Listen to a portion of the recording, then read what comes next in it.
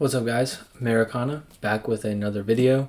Today we are going to be getting into the buyer versus seller dynamic that drives every single crypto cycle.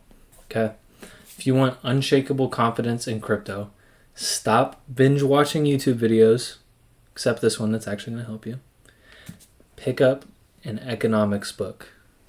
Economics is the key to crypto. All right. Because crypto is not magic. It is not magic coins. It is not magic technology. It is not pumped by influencers or the Illuminati or the CIA or anything like that, right? It's not hype. It is just buyers and sellers reacting to incentives at pretty much light speed. For us, it's light speed, right?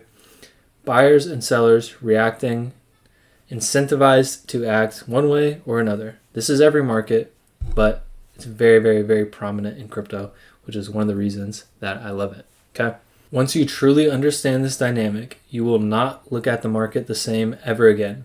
Okay. I don't know if it's going to come out before or after this video, but my video on why price is the most important indicator in crypto is very closely tied to this. Okay. So if you watch this one first or watch the other one first, make sure you check out both of them. All right. So I know I mentioned economics. You're like, what the hell does economics have to do with crypto? So let me try to break this down for you guys in a way that hopefully y'all have not heard before and that is easy to understand. So let's get into the video.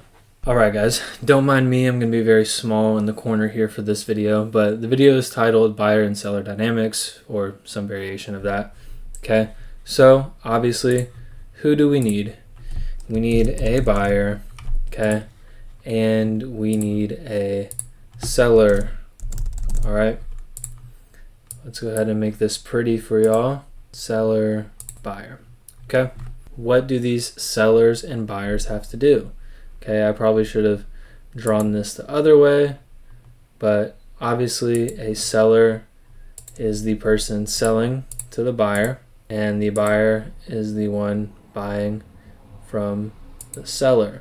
Okay, but what has to happen for this transaction to work and to take place? This seller needs to have an asset that the buyer wants, and this seller needs to be willing and able to sell at whatever price the buyer is offering.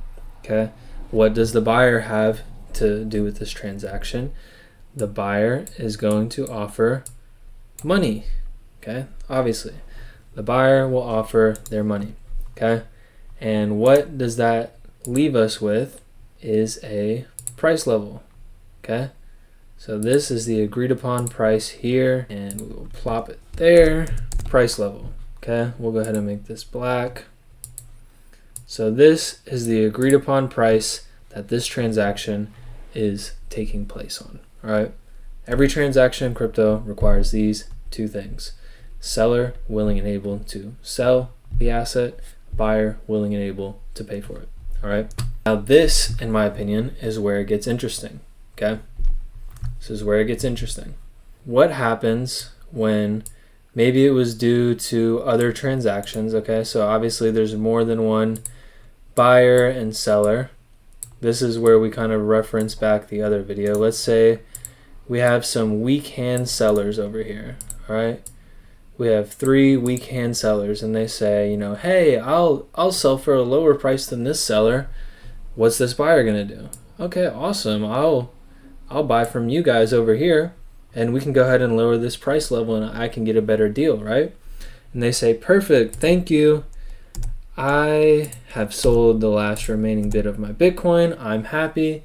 And this buyer is happy as well because he's just pushed down the price level of Bitcoin, okay? But that is always going to leave some sellers upset and unsatisfied, okay? This seller might be telling this buyer, hey, this price drop I am not okay with. I am a long-term holder of Bitcoin. I do not want to sell my Bitcoin at that price. That is insanely too low. I know what I have. I know what it's going to be worth in the future. I am not selling to you, okay? So what does this buyer have to do to incentivize the sale if they would still like to purchase Bitcoin? Okay, they have to bring the price level up. Okay, so now we will see the prices being offered for Bitcoin increase. Okay, now the seller says, you know what, I'll let go of some of them, right? I'll become a little bit of a smaller seller for you, right? But I don't know. This is what I was getting offered, 8 months ago. I'm cool to hold for 3 or 4 years. I think we might get higher prices eventually, right? And then he has some other sellers that are similar, like-minded thinking to him. Just imagine them over here. They're all kind of thinking the same thing. Hey, man, I know Bitcoin's been down, but that was the weak sellers. I don't really need to sell. I don't plan on selling anytime soon. I would prefer to hold my Bitcoin, I think, right? So what does these buyers, right, or this buyer need to do again? This buyer needs to continue raising the price offered for this asset here till this seller finally says, hey, that's a pretty good price. That's kind of what I was expecting, okay? I will sell you some more, okay? I'll sell you some more. This is going to be good, right? So this is good for me. This buyer's getting big, okay? All right, we're not going to get into it in this video, but this is also what causes tops to come in, because these buyers will say, hey, I don't want to buy anymore. Price is too high. I'm actually going to come to this side and start selling, right? And that's how tops come in. It's a very fun dynamic, but that's kind of the basis of the buyer-seller dynamic, what causes them to have to offer higher prices. And we've seen this in every single bull and bear market, okay?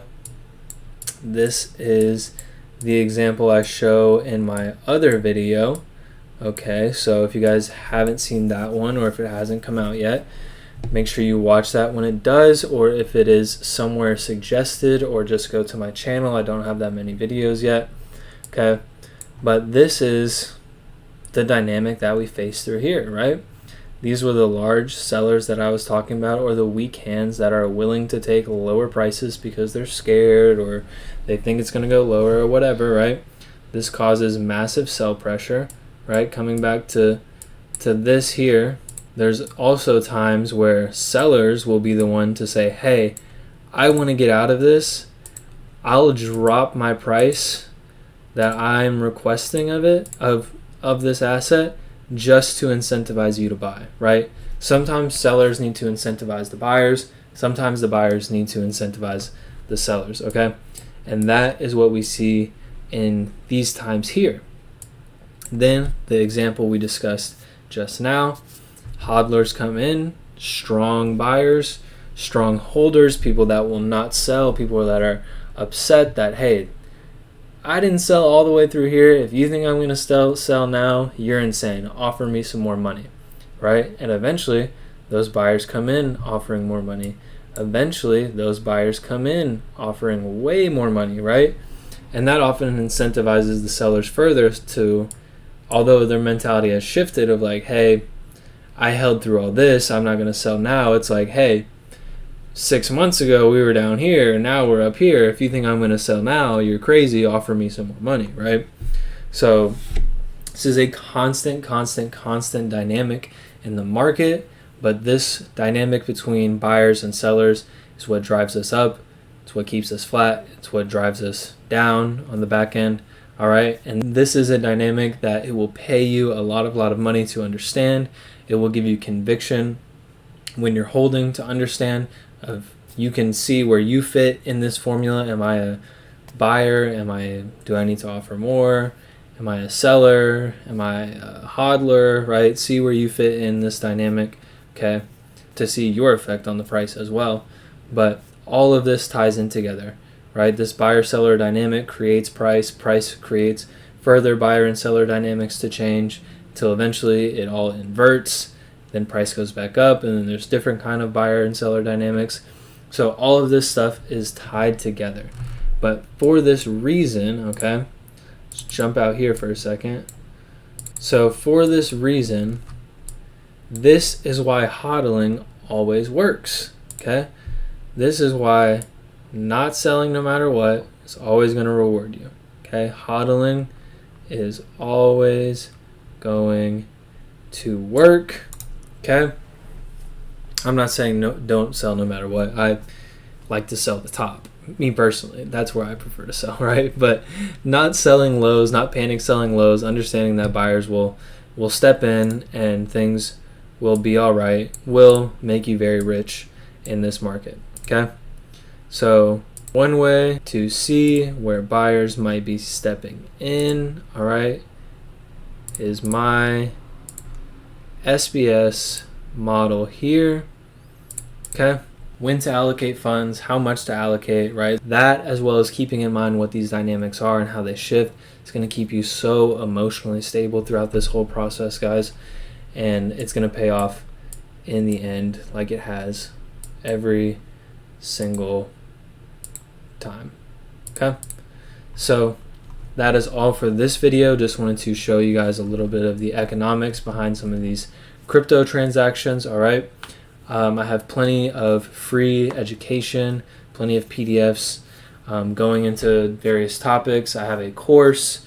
Okay, if you sign up for my free Discord, or the paid one I think has the course, but free Discord will have some PDFs going over this exact system about how I can kind of capture some of these buyer and seller dynamics, capture some of the volatility, and build a really solid long-term crypto portfolio. Okay, so if you guys want to check it out, click the link in my bio, go to my website, right? Free Discord's on there, PDFs are on there, course signups on there, everything's on there.